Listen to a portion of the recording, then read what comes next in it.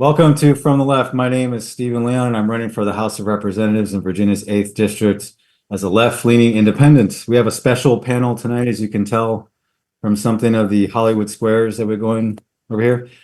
For the past 20 years, the data is clear that most people say that they're independent, leaning whichever way. However, they don't seem to vote that way. As this 30-minute show go pretty quickly, I'm going to turn it over to this newly established independent elected organization, so we can all learn how they're helping the cause. Very simple. So independent elect, welcome to the show. I think I originally got a request from Christine, or maybe I requested a connection on LinkedIn, and I saw what you guys were about. I went to your website, independent elect, and look cool. Since, I'm running as an independent, leaning left in that short statement that I just mentioned, I'd like to hear what you guys are about. So essentially, I'm just going to turn the show over to you. 30 minutes goes by quick, but let's just shoot from the hip and see what we're about here. Thanks, Stephen. I appreciate the invitation. I'd like to introduce my team first. It's only me and Tucker here tonight, but there's a couple of us behind the scenes that make it all happen.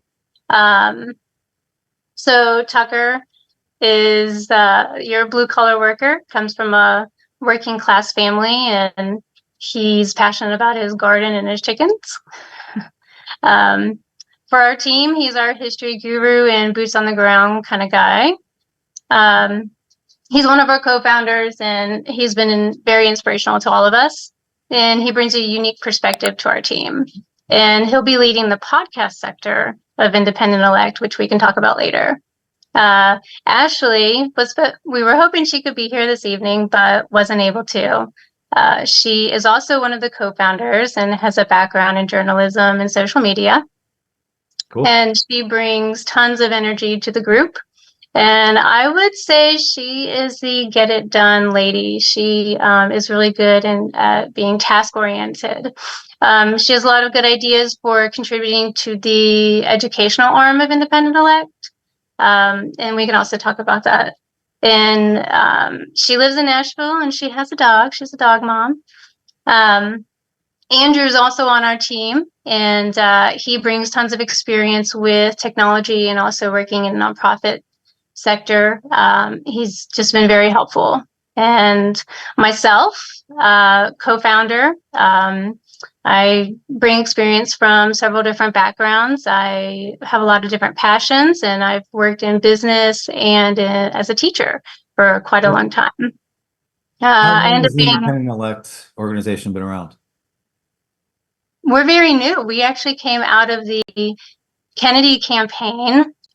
We were just part of the Tennessee team as city coordinators, and sound like the last year or two? No, actually, we're much more in the infant stage than that.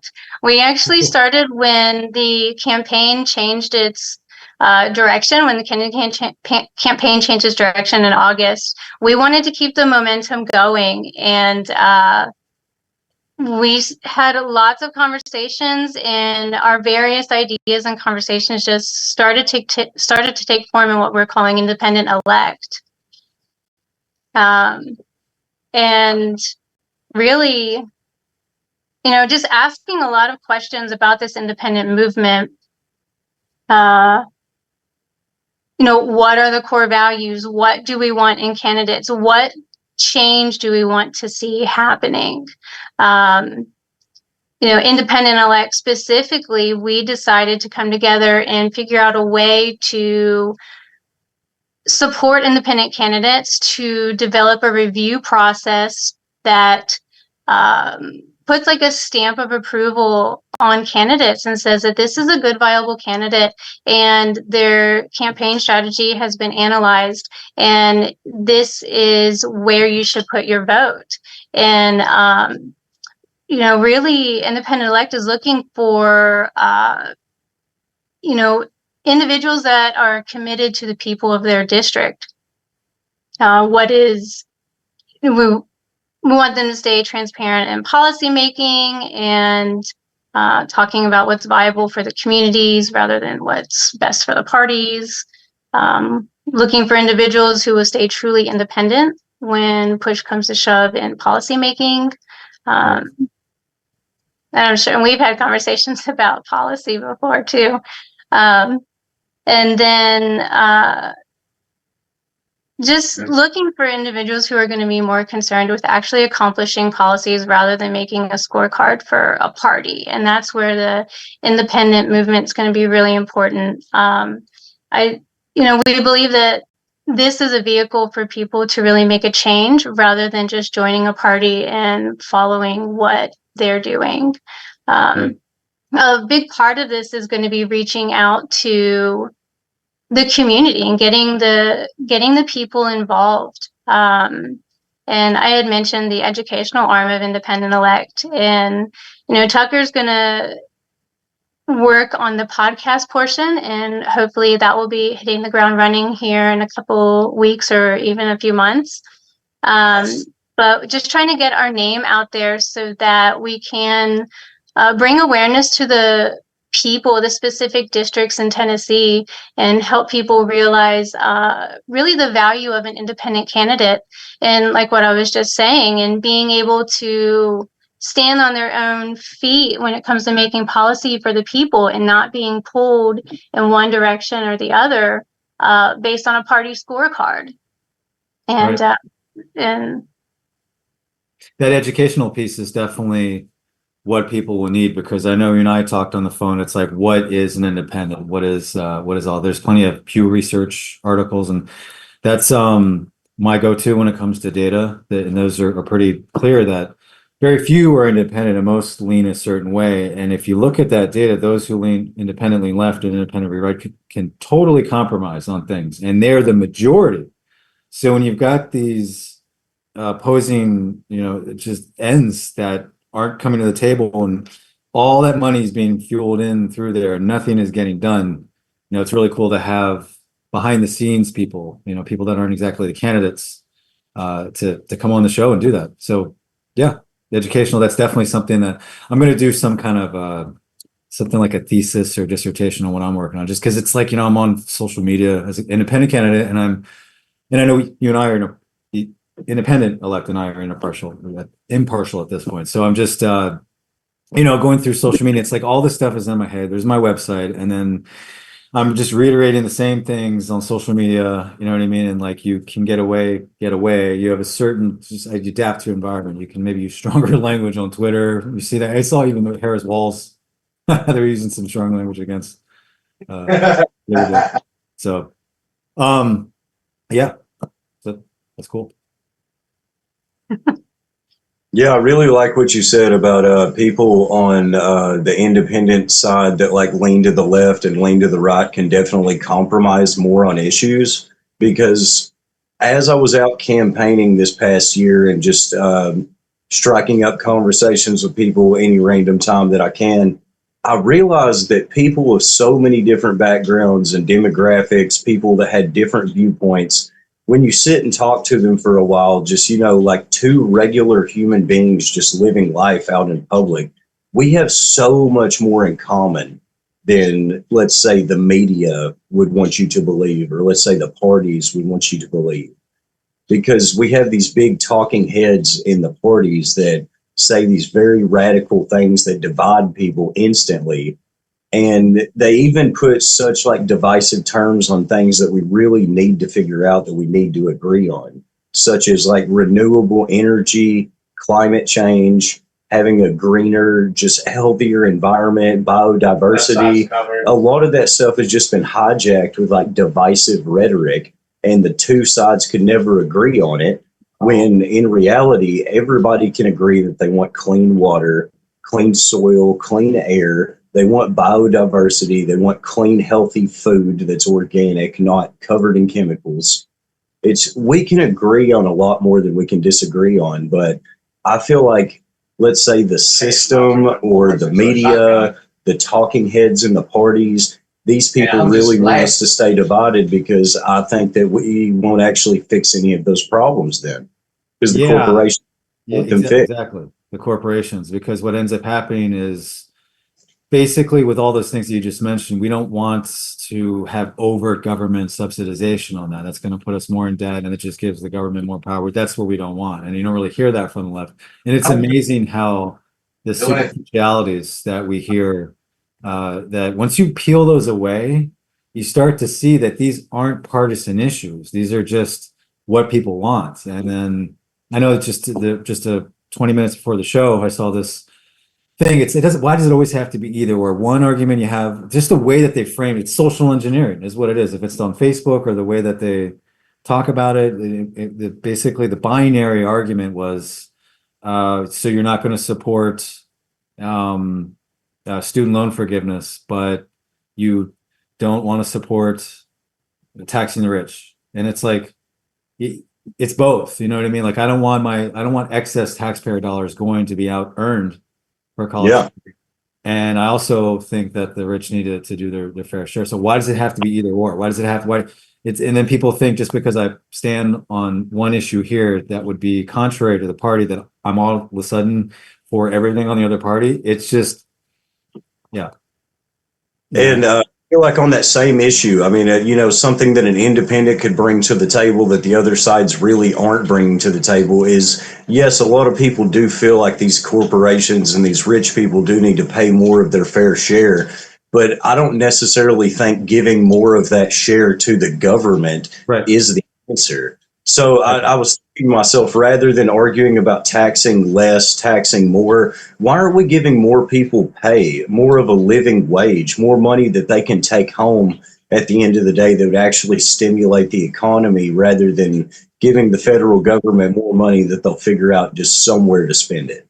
Yeah, I mean, that goes back to policy. I have a lot of those things in my platform. I won't get into that on this show, but yeah, it's exactly what it sounds like. That's what you guys want to do. I know the Forward Party came along, and in the 2022 midterms, they were endorsing candidates, and they had Republican candidates on there. Now in this general election cycle here this year, they didn't have any Republican candidates. And I kind of saw it coming with the Forward Party. It's like, okay, cool. They're going to kind of balance what's going on. And then I was like, I hope that they don't start to get into some of the fallacies with some of the other parties. And, bureaucracy is a part of life. It is. But from just when does that bureaucracy start to become unconstitutional? If it's bans on assault weapons or bans on abortion or whatever it is, like what is that thing that they're pushing to us? Because ultimately they're selling us empathy, and they either want the government to pay for it or blame the other side and so forth. So that's the cool thing about being as an independent, that you can have that, and hopefully people get that. I wish that I don't have the data, especially when I come with the election coming up in a few weeks, and with just the resources that I have. I'm sure that's another thing with you guys when it comes to fundraising and making sure that money isn't, too much money can be a bad thing. You know what I mean? Because you can end up spending 70% of your time. That's what you're subject to in the parties. You're spending 70% of your time campaigning for funds and then just stalemating from the opposition. So, I mean, I could go on and on. I just hope that, George Washington, Mount Vernon is here. So it would be nice to think that more people were independent minded, considering that, but we'll see.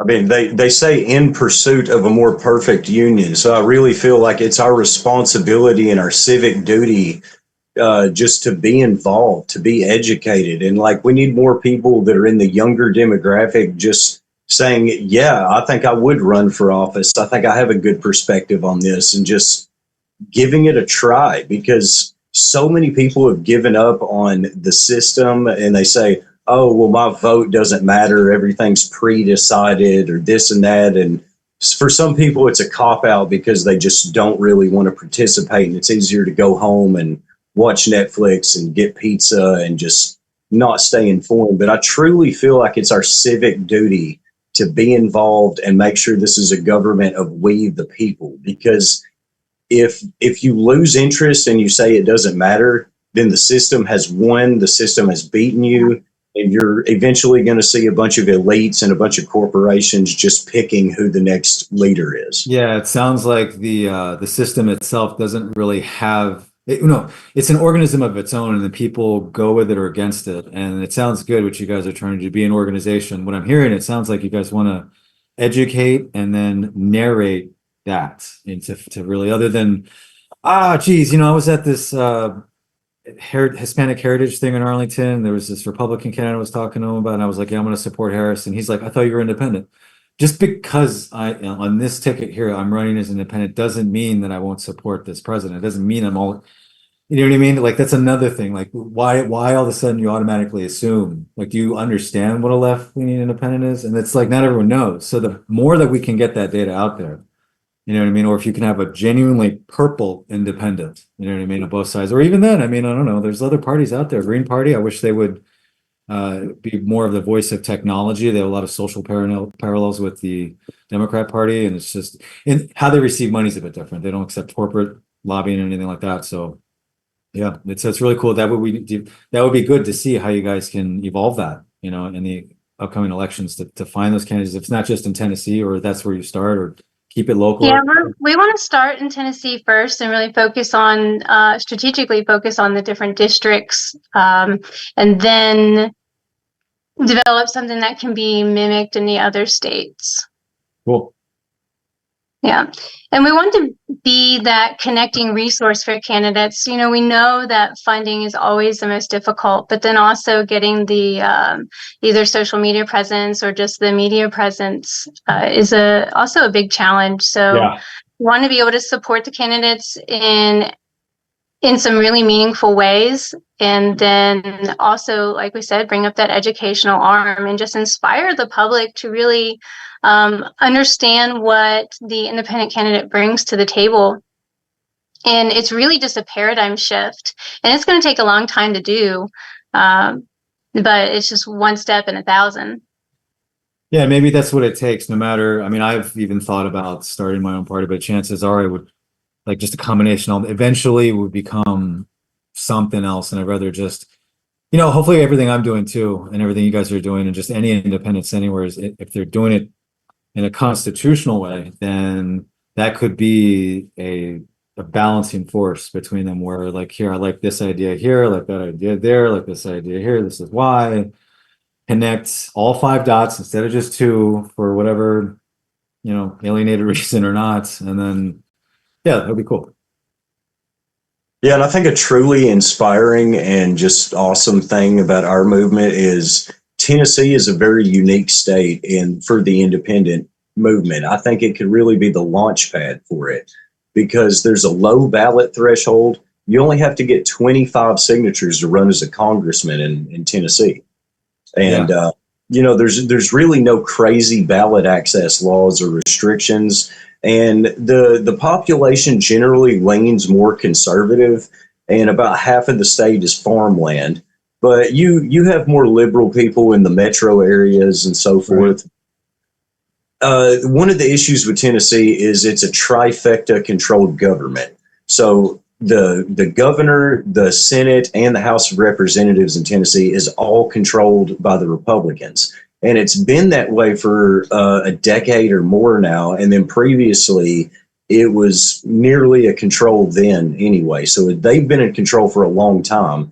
Tennessee are dealing with some major issues, such as our schools have very low funding. They're underfunded. The teacher pay is very low, some of the lowest in the country, and we don't have enough teachers. We also have a very high rate of drug addiction, drug overdose, alcohol addiction. We also have a problem with broadband internet access to our rural communities. So the Republicans have been in control for over a decade now in Tennessee and haven't fixed or addressed any of those problems. So one of my goals is to really just galvanize a lot of these people who are independent voters and people who are conservative voters that are tired of it, that say none of these problems have been fixed and we really want to try something new. And maybe some Democrat voters would get inspired with it too, because I think it'd be a really just appealing policy thing for Tennessee. Yeah, definitely. You want a conglomerate. I would suggest that as much as you can. Some of the earliest political research I did was with the Citizens Climate Lobby, and I learned a lot about coal country, where people, especially in Tennessee, where that's coal country, and some in West Virginia too, where how you have these people who take time out of their retirement to get on Citizens Climate Lab and educate the technology and everything. Like, what are we going to do? This has been our source of economic prosperity for so long, and now we can't use it anymore. And just not really, just kind of sharing their experience. And it's really cool, that Citizens Climate Lobby. It's nonpartisan, it's totally free to join. You can get involved with that. So yeah, that would I mean, that's what I've been doing. I mean, I say that's the best thing with a lot of things, is to conglomerate and see what kind of coalitions that you can make with any party and anyone that's willing to listen. And then, like you said, maybe in time people would be less guarded up or reserved or defensive or offensive or whatever it is, to really open up, what it is we're doing with just ideas. That's what we are, as a country. It's getting these ideas that people want rather than what we currently have. Yeah. So you see how quickly that went. We have 9 minutes. So what else did you guys have on your agendas that you wanted to talk about? Well, I wanted to put out my contact information so that, like you said, let's collaborate. Let's get together and turn these ideas into an action. Like, let's actually make things happen. So if anyone wants to contact me, my email is Christine@independentelect.com. Is there do I just have to spell it out verbally, or can I put in a chat, or? I don't think we don't have on this show. We don't have access to chat or any kind of, Okay. as far as I So know. it's Christine, or you can go to independentelect.com. So it's independentelect.com, and then you scroll to the bottom, there's the contact us section. Those are great ways to get in touch with us, and let's make things happen. Yeah, when I always take these videos and I put them to my YouTube, and then I'll put independent elect. That you'll see how challenging that is too. It's a very noisy world to kind of quote Steve Jobs in effect, and we're not going to get a lot of time to get people to know us and to remember us. And there's a lot of cool other things that I could, from what I picked up over the years. So I'll do my best. You know what I mean? As being impartial, having you guys on here and not. Well, I'd like to say, people might be wondering how they can support the independent movement right now. And if you look at the Senate race in Nebraska with Dan Osborn, he's running neck to neck with the incumbent, and he has a really good chance, but he needs a lot of support. If you're listening and you can donate to the Osborn campaign, the website is osbornforsenate.com. And Osborn is, huh? Is he on your roster? Not exactly, no, but we met him. Well, he's in Nebraska and we're in Tennessee. But you quasi endorse him, I guess. There you go. I guess you could say that. Support him. But he's a great guy. We met him. Yeah. So the spelling on his name is Osborn. So osbornforsenate.com. Independent Elect Tennessee. You guys are just starting. That's cool. That's I was. We appreciate you bringing us on here and allowing us to share some of our vision and ideas and ask questions, and we appreciate your time. Yeah, thank you. Otherwise, I'd just be sitting here solo. I don't always like doing that. I've been doing that since February. So this is about 10,000 viewers right now. So it's good practice, you know what I mean, to be able to just get here and just be yourself. And hopefully we're getting through. You never know. I've debated a guy. Usually he does a show at 8:30. I was able to send him a debate challenge request. That was nice. We did a whole hour on that. And this platform here is really cool. It's for startups. I like to look at it that way. For startups, I know they've had, I think they've had other bigger names, or even to get them, onto the show was challenging. I don't remember. I don't know how long they've been doing debates and things like that. So, but the whole thing about being an independent, like, what does that mean? What does that mean? And I've been asked that. I've asked others, and we only have 5 more minutes for that one. Right. So, I guess for my own Well, Tucker and I really talked about this. Yeah, well, this is always the conversation, the topic with independence. Right. But, what are our core values? And, we have a list here that we discuss. I know you and I have talked about, but if you could narrow it down to just one. Me? Yeah. Then I'll narrow it down too. Constitutional honesty. I like it. I like it. Like that.